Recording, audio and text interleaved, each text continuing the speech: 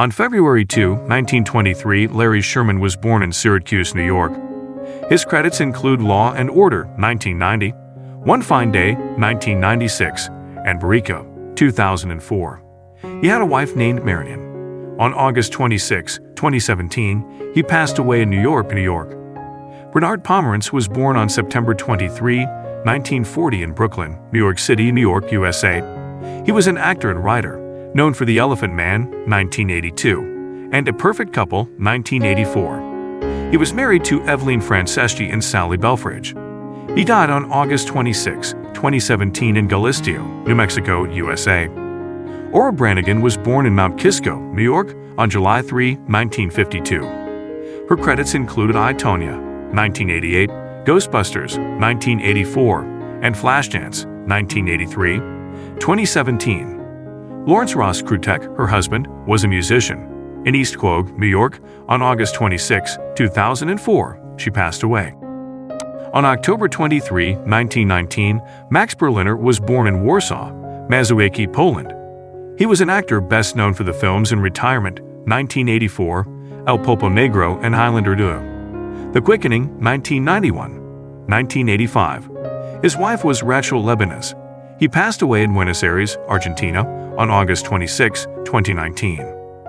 American stage and screen actress Kay Francis, born Catherine Edwina Gibbs, January 13, 1905, August 26, 1968, found her greatest success in films between 1930 and 1936, when she was the top female star and highest-paid actress at Warner Bros.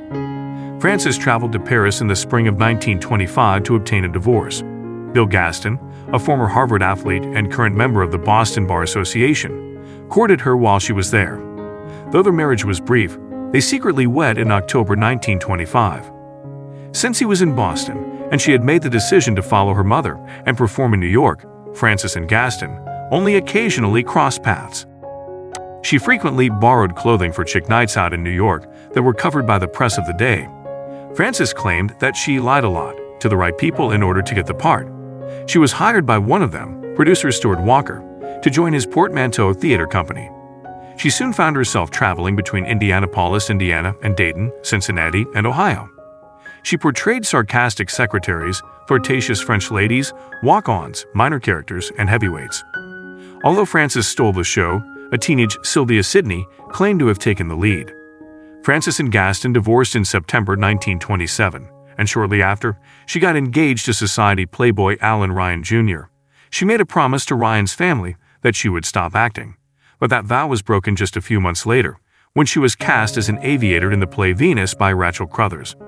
Huston had been impressed by Francis' performance and encouraged her to take a screen test for the movie Gentleman of the Press and his new studio, Paramount Pictures, 1929. She was given a starting contract from Paramount for 5 weeks at $300 per week. Before moving to Hollywood, Francis worked at Paramount's Astoria Studios in Astoria, Queens, on press, and the 1929 Marx Brothers film The Coconuts.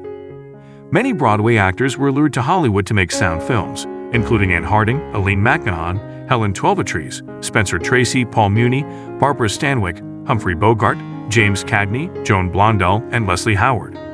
Major film studios that had previously been based in New York had established themselves in California.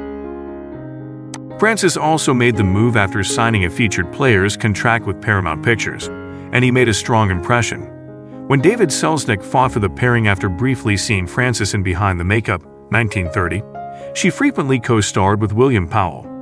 It was successful because they appeared in as many as 6 to 8 movies per year, completing a total of 21 films between 1930 and 1932. Despite having a slight but noticeable rhoticism, she pronounced the letter R as woo, that led to the moniker Wavishing K. Francis.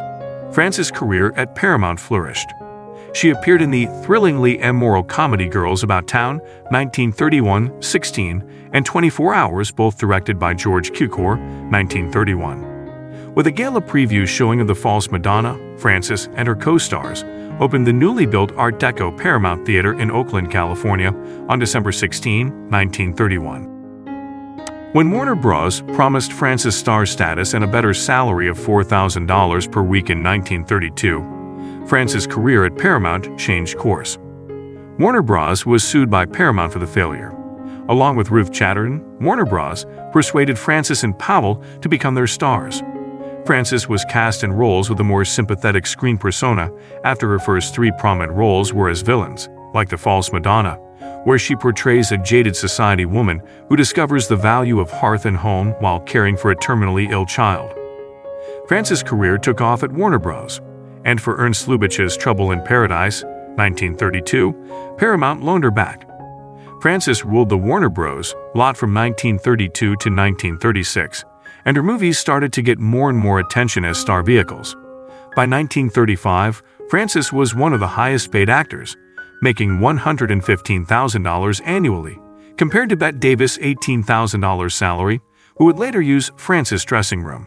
Frances frequently portrayed enduring heroines in movies like Comet Over Broadway, Secrets of an Actress, and I Found Stella Parish, showcasing to great effect opulent wardrobes that in some cases were more memorable than the characters she played, a fact that was frequently emphasized by modern film critics. Her portrayal of Belinda in the 1936 film Give Me Your Heart, in which she starred alongside George Brent and Roland Young, received positive reviews for its reticence and pathos. At Countess Dorothy Dentist de Frasso's party in Beverly Hills in October 1937, Frances had a chance encounter with aviation businessman Raven Freyer von Barnekow. Luella Parsons announced in March 1938 that they planned to wed and that Frances would stop acting in movies, but by October, the two were traveling independently and Frances was still appearing in movies. By December, Barnekow had left for Germany. Frances played a doctor who was forced to treat Bogart's injured gangster character in this remake of Paul Muni's 1935 film Dr. Socrates, before being arrested. The movie was originally titled Lady Doctor, but after reshoots to strengthen Bogart's role, it was shelved and given the new title Unlawful. Prior to the movie's debut, Warner Bros. Changed the title once more to King of the Underworld, relegating Frances to second billing. Frances had 3 marriages, to James Dwight Francis, 1922 to 1925, William Gaston, 1925 to 1927, and Kenneth McKenna, 1931 to 1934. Walter Winchell falsely claimed that Frances' 3rd marriage was to screenwriter John Meehan, sometime in the late 1920s.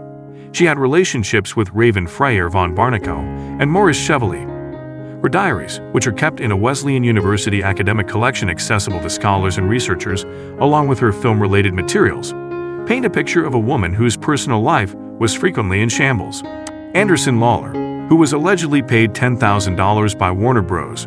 To accompany her to Europe in 1934 in order to prevent her from getting into trouble, was one of the gay men she frequently hung out with. Frances was given a breast cancer diagnosis in 1966 and had